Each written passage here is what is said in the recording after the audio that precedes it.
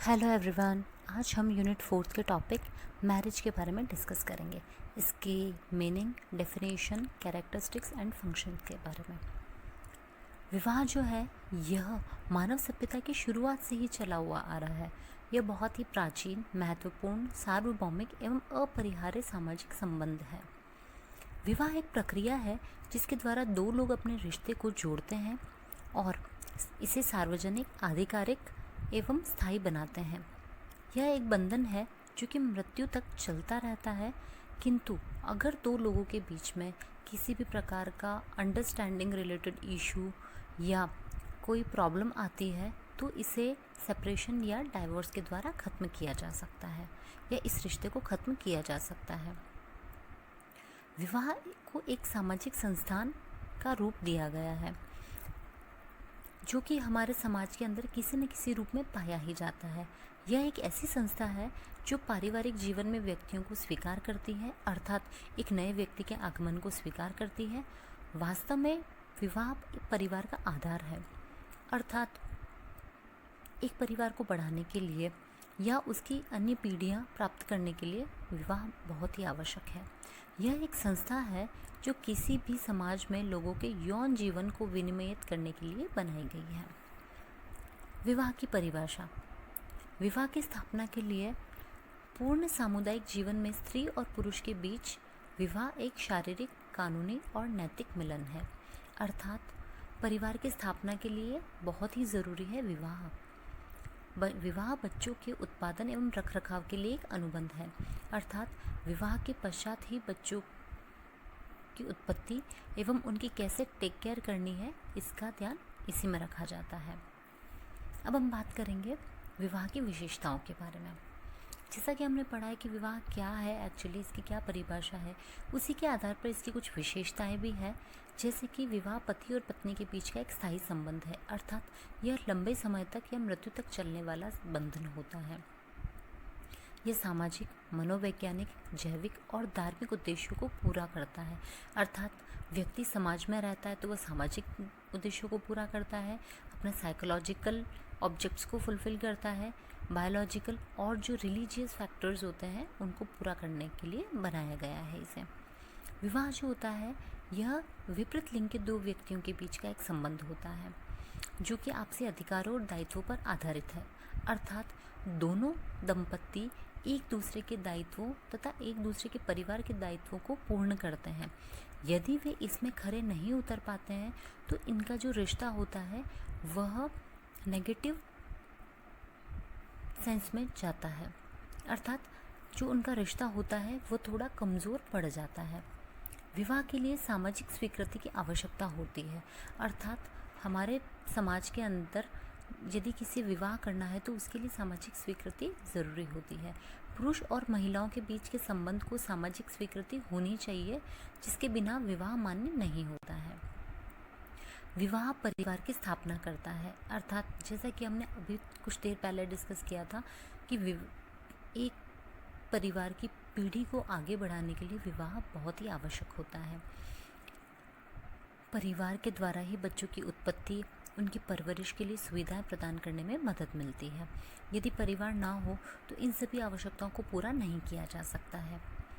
विवाह पति और पत्नी के बीच का आपसी दायित्व बनाता है, अर्थात ये दोनों आपस में एक दूसरे के दायित्वों, अपने रिस्पॉन्सिबिलिटीज़ को निभाते हैं। यह युगल रीति रिवाजों और नियमों के आधार पर अपने आपसी दायित्व को पूरा करते हैं, अर्थात हमारे समाज ने कई सारे रीति रिवाज और नियम बनाए हैं जो ये दंपत्ति पूर्ण करते हैं। विवाह हमेशा कुछ नागरिक और धार्मिक समारोहों से जुड़ा हुआ रहता है, अर्थात जो विवाह है करने के पहले कुछ नागरिक जैसे कि परिवार, दो परिवार जैसे दंपत्ति है उनमें स्त्री का परिवार और पुरुष का परिवार, ये लोग, और इसके अलावा धार्मिक समारोह से जुड़ा होता है, अर्थात विवाह प्रक्रिया के अंदर कई सारे धार्मिक समारोह को संपन्न किया जाता है। ये सामाजिक और धार्मिक समारोह विवाह को वैधता प्रदान करता है, अर्थात इन्हीं के द्वारा वैलिडिटेशन होता है कि हाँ इन दंपत्ति या इन व्यक्तियों की शादी हो चुकी है। हालांकि आजकल तो जो मैरिजेस होती हैं ये कोर्ट मैरिज के फॉर्म में भी होती है, तो उसमें इतनी सब चीज़ों की, इतनी फॉर्मेलिटीज़ की ज़रूरत नहीं होती है। लेकिन हमारे हिंदू समाज के अंदर विवाह को बहुत ही महत्वपूर्ण माना गया है, जो बहुत सारी धार्मिक और प्रथाओं से या रीति रिवाजों से जुड़ा हुआ होता है।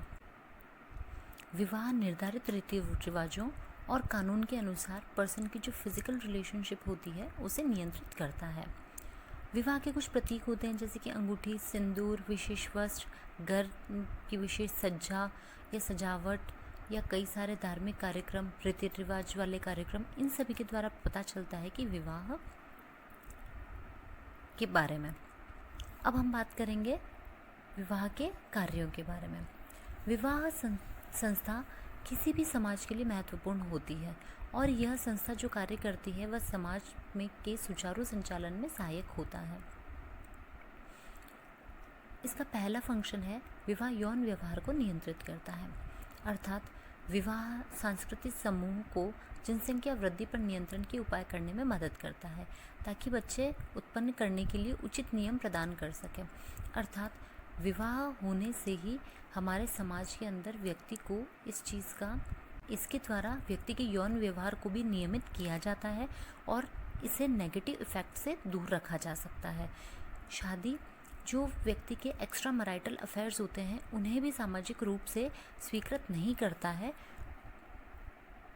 अगला है शादी विवाह के भागीदारों की आर्थिक ज़रूरतों को पूरा करती है, अर्थात विवाह के पश्चात ही लोगों की ज़रूरतें पूरी होती है, जैसे कि आश्रय से संबंधित, भोजन से संबंधित, वस्त्रों एवं सुरक्षा से संबंधित इत्यादि। विवाह की संस्था के माध्यम से ही लोग जानते हैं कि वे किसके लिए आर्थिक तथा सामाजिक रूप से जिम्मेदार हैं। अर्थात विवाह के पश्चात एक व्यक्ति को या किसी भी सदस्य को एक परिवार के अंदर अपना एक स्थान मिलता है, जहां वह अपना आश्रय, भोजन, वस्त्र, सुरक्षा इत्यादि प्राप्त करता है। और इसी के माध्यम से पता चलता है कि पर्टिकुलर पर्सन किस पर्टिकुलर फैमिली से जुड़ा हुआ है और कौन उसके लिए आर्थिक तथा सामाजिक रूप से जिम्मेदार है। तो यह विवाह के द्वारा ही जाना जा सकता है। अगला है विवाह रिश्तेदारी समूहों को बनाए रखता है, अर्थात जब विवाह होता है तो कई सारे रिश्तेदारिक समूह या संबंध बनते हैं, जैसे कि एक स्त्री तथा पुरुष दोनों के परिवारों का भी आपस में संबंध होता है। जैसे कि हमने इसके पहले वाला फंक्शन पढ़ा था कि विवाह के पश्चात ही पता चलता है कि कौन व्यक्ति आर्थिक रूप से या सामाजिक रूप से जिम्मेदार है, और इस फंक्शन के द्वारा यह पता चलता है कि किसके द्वारा तथा कौन इसके लिए जिम्मेदार होता है, तो उसके बारे में जानकारी प्राप्त होती है। विवाह बच्चों की देखभाल और सामाजिकरण के लिए संस्था प्रदान करता है, अर्थात बच्चों की अच्छी टेक केयर के लिए और उनके सोशलाइजेशन के लिए विवाह बहुत ज़रूरी है। विवाह होने के पश्चात जो बच्चे अपने लैंगिक भूमिकाओं तथा अन्य सांस्कृतिक मानदंडों को सीखना शुरू कर देते हैं, अर्थात समाज में क्या एक्सेप्टेबल है और क्या नहीं, इन सब चीज़ों को सीखना शुरू कर देते हैं। और विवाह के पश्चात ही पता चलता है कि बच्चों के लिए कौन जिम्मेदार है, अर्थात बच्चों की रिस्पॉन्सिबिलिटी किसकी है। ऑब्वियसली उनके पेरेंट्स की, उनकी फैमिली की। इस प्रकार से यह बच्चों को सामाजिक रूप से उनकी जन्मतिथि को स्थापित करने के लिए भी व्यक्ति करता है। इसके साथ हमारा ये टॉपिक ख़त्म होता है। Thank you.